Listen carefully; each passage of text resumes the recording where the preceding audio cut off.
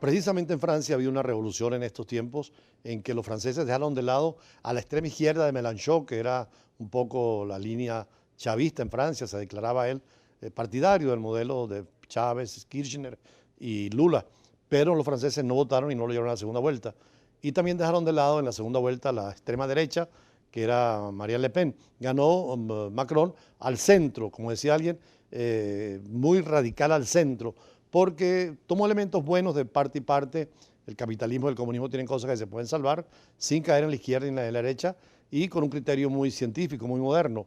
Un presidente que está dando ejemplo, sobre todo defendiendo la Unión Europea, que era tan importante, frente a criterios de salirse, como lo planteaba la señora Le Pen, e incluso dejar el euro y volverlo al franco, cosa que hoy los franceses no quieren, porque quieren seguir trabajando por la paz y no con los radicalismos. Milos Alcalay conoce mucho Francia, vivió en Francia, estudió en Francia. ¿Cómo ves estas elecciones? Bueno, mira, la verdad es que es un cambio radical de la tradición republicana francesa. Lo que tú dices es absolutamente claro, pero al mismo tiempo dos grandes ejes que antes jugaban, que era el Partido Socialista de un lado y por otro el Partido Republicano, toda la herencia de Gaulle, toda la herencia de Giscard d'Estaing, quedaron en tercero, cuarto lugar, y también la izquierda de Mélenchon totalmente radicados con dos grandes pilares. Un outsider, podríamos decir, un Macron, que si bien fue ministro del gobierno de Hollande, sin embargo se distanció en procura de una línea de centro, como tú señalabas, una posición liberal, en la cual trató de aglutinar todo el descontento y el terror que existe en sectores con que el partido de derecha, el partido de Le Pen, pudiera llegar en la segunda vuelta. Y el caso mismo de Le Pen. Entonces, ya no era la segunda vuelta entre los partidos tradicionales quedaron borrados hacia una segunda vuelta a nivel presidencial. Sin embargo, allá hay de nuevo, dentro de esa fineza francesa, se va a definir mucho en las próximas elecciones parlamentarias. Que es una constitución que plantea muy bien una mezcla de régimen presidencialista como en América Latina, pero con parlamentarismo tipo Inglaterra, ¿no? Es así. Y entonces, como hay dos vueltas, mucha de la gente que no quería en alguna forma la continuidad de Hollande, que en cierta medida Macron lo es, a pesar de que trata de distanciarse, pero no puede distanciarse del todo, votaron por Le Pen. Y hay muchos que no queriendo Le Pen, sobre todo estos últimos, votaron por Macron.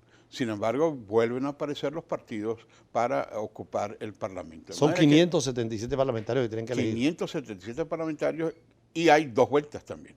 Tienen que ganar en la primera vuelta, y ahí se verá verdaderamente la fuerza de cada uno de ellos, que son en ese régimen semipresidencialista, semiparlamentario. La fuerza la va a dar esta nueva elección para determinar por dónde van los votos de los franceses. 290 votos tiene que tener el presidente Macron para poder tener mayoría en el Congreso. Acaba de nombrar hoy, por cierto, a un primer ministro, también un tecnócrata como él. Así es. Él ha estado nombrando, inclusive habían candidatos de la misma,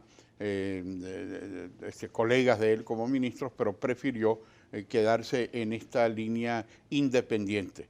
Sin embargo, el Partido Socialista vuelve a la carga con sus candidatos a parlamentarios, el Partido Republicano vuelve a la carga. En un momento determinado, nuevamente los escándalos han entrado en vigor, y el candidato republicano, por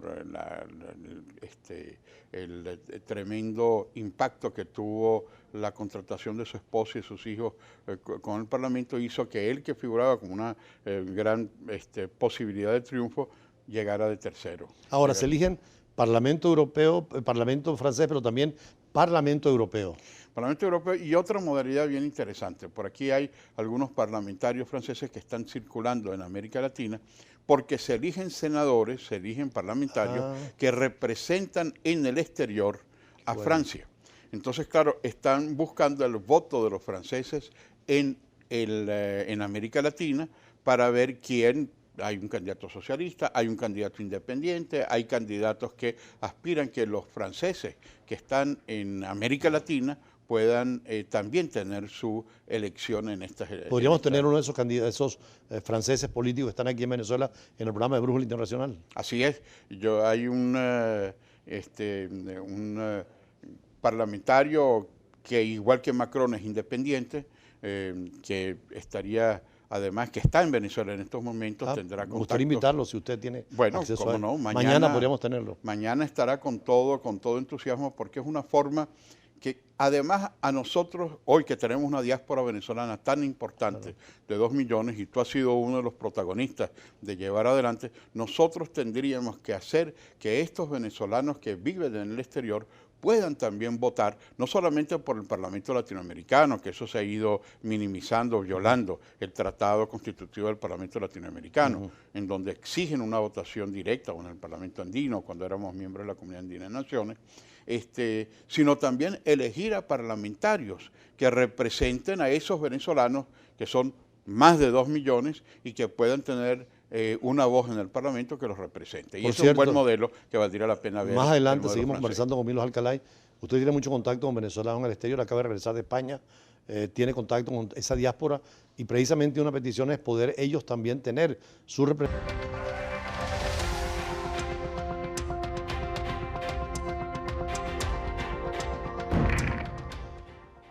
Muchos de los venezolanos, sobre todo que han sido diplomáticos cuando van al exterior, tienen contacto con la diáspora venezolana.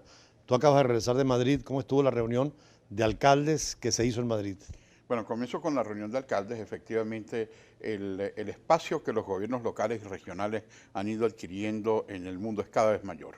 No solamente en los grandes temas que tienen que ver con el tema del calentamiento mundial, los temas que tienen que ver con la descentralización, los temas que tienen que ver con esta actuación de representación del ciudadano, van cobrando un reconocimiento son unos verdaderos actores internacionales.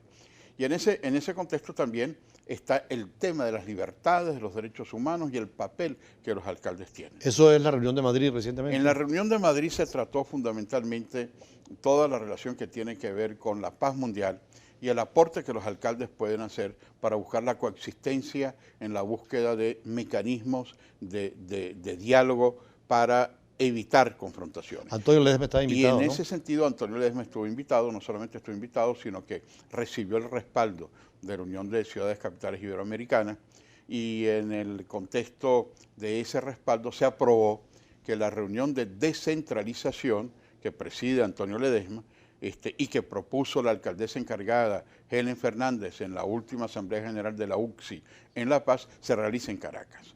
En Caracas como un testimonio de respaldo a estos alcaldes que han estado atropellados por la situación de un gobierno. ¿Cuándo será esa reunión? Esa reunión está por definirse durante el transcurso de este año, pero lo importante es darle a la alcaldía metropolitana de Caracas el peso que debe tener.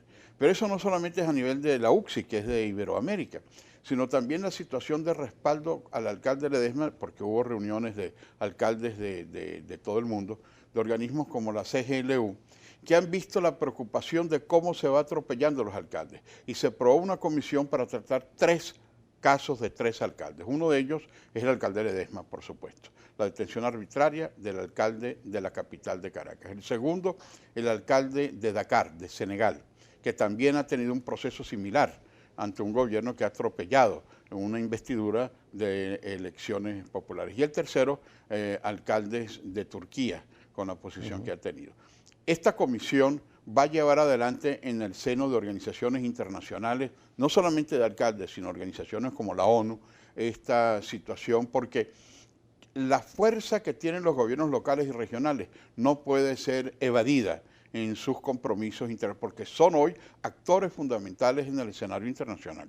Y tú no puedes crear una nueva agenda urbana mundial, tú no puedes crear las bases de la descentralización o las bases de una participación de los ciudadanos si tú no reconoces el papel protagónico de los alcaldes en el contexto. Por cierto, tanto en Senegal como en Turquía hay también esas reformas constitucionales para dar más poder al poder ejecutivo y dejar de lado los otros poderes, ¿no? Es así. Y esa es una lucha que tienen los alcaldes del mundo, que no quieren, y por eso es que la reunión del Comité de Descentralización, la búsqueda de que esa gobernabilidad que debe existir no puede hacer en detrimento de una tendencia que hoy es planetaria. Erdogan, ¿cómo lo ven en el caso de Europa, usted que estuvo en varios países?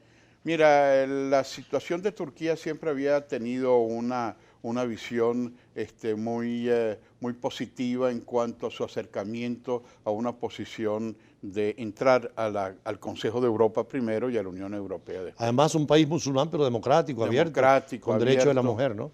Sin embargo, los últimos acontecimientos han generado mucha preocupación en sectores democráticos. Una reforma constitucional para darle más poder al presidente. Más poder al presidente y al mismo tiempo el hecho de que el tema central de los derechos humanos, el tema central de las libertades, es algo que va junto con la investidura que deben tener los electos locales. En eso, usted como diplomático estuvo en Naciones Unidas en Nueva York, hay una tendencia a crear y aplicar un derecho penal internacional para evitar ese tipo de situaciones nacionales donde se viola el derecho humano, pero que hay un tribunal internacional. Es así.